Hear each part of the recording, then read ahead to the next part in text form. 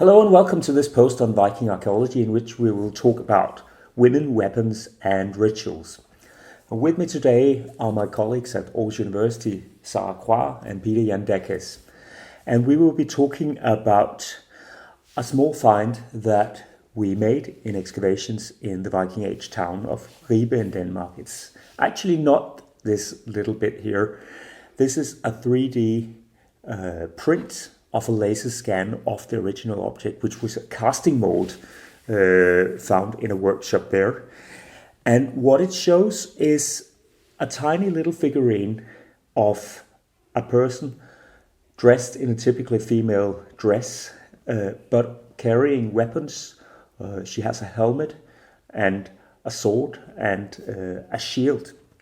And now this figure raises all sorts of questions, and for that reason we have recently published this paper which discusses some of them. But it took us a lot of time to get that far, because in fact it wasn't a finished object we were finding fragments of casting molds. And Sarah, I think you can best explain how did we get to the point where we could actually reconstruct this object? So what we did was that with the help of the School of Dentistry at Aarhus University, we 3D scanned all the fragments we could identify as representing parts of this figure. And those small 3D models, we could virtually realign them by finding matching threads in when you different say impressions. With virtually, how did that actually happen?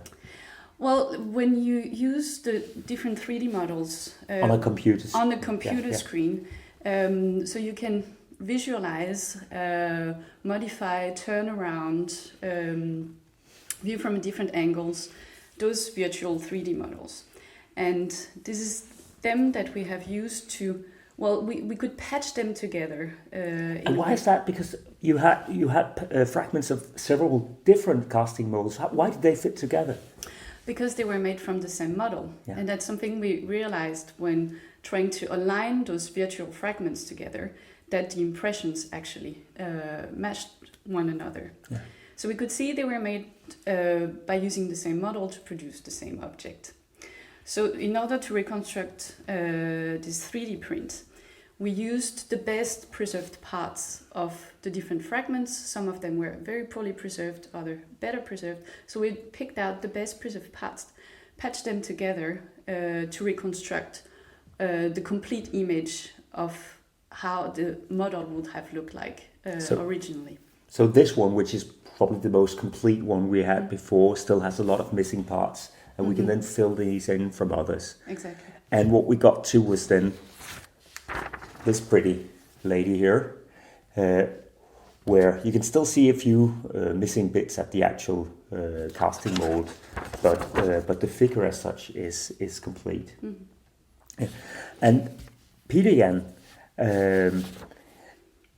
we can clearly see the figure of a person in a dress carrying weapons, but what would this object have been? It's tiny, it's really tiny. Yes, exactly. Archaeologists would identify the object that was cast in these molds as a so-called Valkyrie pendant. Now we'll come back to the identification of that Valkyrie figure later on, or why archaeologists think that it might be a Valkyrie. But those pendants, they're part of what we would consider female dress accessories. We don't often find them in an archaeological context. Most of these metal pendants we find are the metal detector finds. But if we do find them in a context, it's almost always in a female burial, like in Birka, for instance. So we have actually figures like this found in... We don't have an exact counterpart of this, but we have figures of standing women, either armed or unarmed, and there's a third type where an armed female figure meets a rider, and that's perhaps the most widespread type. And you say they're widespread, so where do we find them? Yes, exactly. We find them, well, I said most of them are detector finds, and if we start mapping them, if we start plotting them on a map, then we see that there's a clear regionality to these distributions. So in Western Scandinavia, rather Denmark, we find the armed figures, the armed figurines. So the single standing type and the meeting scene between a Valkyrie and a rider. And in the east, in Sweden, we find the unarmed type. So a woman in a similar posture, but not carrying weapons, not carrying a helmet, but very often holding up a drinking horn. So we see that they are a typical Danish phenomenon, you could say. We also find them in the areas of Danish activity in England. They are quite widespread, so they were clearly a figure that was very well known and very much part of the imagined world, you could say, of Danish women in the period. And Sarah, why would this image have been such a widespread icon? I'd almost say. Why would you depict a female figure with weapons like this? Is this a mythological figure, or is it a real fighter? Yeah, and that's the big question here. Well, they're usually called Valkyrie pendants as a type, referring to the mythological beings in Old Norse mythology of women, female figures carrying weapons. There are also characters presented, for example, in saga literature, where you have, actual real-life women in the stories carrying weapons. The question is how much truth there is to it, or can we compare that to actual practices? But isn't that what this shows us? That you have it. She was actually here. Well, it's very difficult to compare those literary motifs with things we see in the archaeological material, which in this case is actually several centuries younger. What it shows us is that the idea of a female figure carrying weapons was present already in the first half of the 9th century in Denmark. What it would mean, on the other end, that's more difficult to know. So in the paper, we've been also comparing with figures from the Oseberg tapestry and trying to suggest that this apparently gender ambiguity in the figure, because the ideal of warfare is very much connected in the written sources, at least to male gender. So to have this ambiguous gender figure, based on the comparison with Oseberg tapestry, we try to connect it as to the idea of a ritual context, that this little figure represents actually a ritual practice where gender transgression has its place, and where it plays a role in communal rituals, for example. So what you're saying is that when you do a small figure like that of a woman carrying weapons, it's probably not just because that happens to be something you see around, has a particular significance, and that is probably more likely to be connected to something ritual than just being, I saw this nice looking lady with weapons the other day, let me make a little figurine. So she could be a ritual, or she could be a mythological figure, that of course, but she could be something out of a ritual scene. Now, this figure, we found it in a workshop from the 9th century period, but we have female figures and figures in Viking art and pre-Viking art. Is this a traditional figure? Yes and no. We immediately recognize it as female.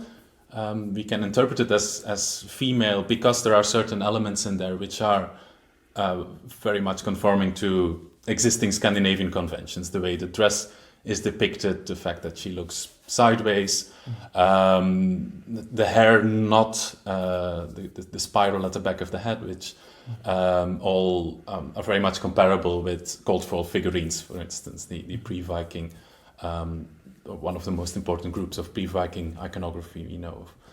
On the other hand, of course, what is not very characteristic is the helmet, the sword and the shield. They are not typically combined with a female figure. So where could that have come from? Well, our hunch is that this figure is a product that we can very much tie to the Ribe workshops. And what do we have at the Ribe workshops? It's an internationally connected group of craftsmen. And they may have very much drawn inspiration from sources of iconography that were not Scandinavian. And specifically, we're thinking here about Roman art, Roman classical depictions on coins, for instance, of female deities like Minerva, who were depicted as women in a long dress with a crested helmet like she is wearing, and a shield and a weapon. And of course we know that these coins, but also gemstones and perhaps bronze figurines and so on, were circulating in this North Sea network, trading network that Ribe was part of. So 300 or 400 years after the fall of the Western Roman Empire, somebody sees a Roman coin still circulating and says, "Whoa, this figure, this has a powerful message. Let us try and work that into." Yes, an image. exactly. Yeah. And maybe there's another element to that, and that's the Carolingian Renaissance, when there was, exactly in this period, we're talking about the early decades of the 9th century, there was a raised interest in Frankish areas, but probably also more widely in the Anglo-Saxon world, for instance, in this Roman history, this Roman past, and the images and the ideas that came with it. And we also see that reflected in other figural molds that we have found in the same workshop. So we think that there's very much a case there that the Ribe crafts people were coming up with new ideas. Yeah. And well, as we started out saying, this raises all sorts of questions. So could they have known that this was a depiction of Minerva on the coins? Well, who knows? Perhaps they did. Or they could have translated that and thought, oh, but this is actually let's say, depiction of Freya or something. But they could also perhaps have seen something else from their life world in that picture and said, oh, perhaps this is a women in a ritual or something. This is always very difficult to guess, but at least here we get something completely new to add to our image of the Viking world that we can try to disentangle their views on.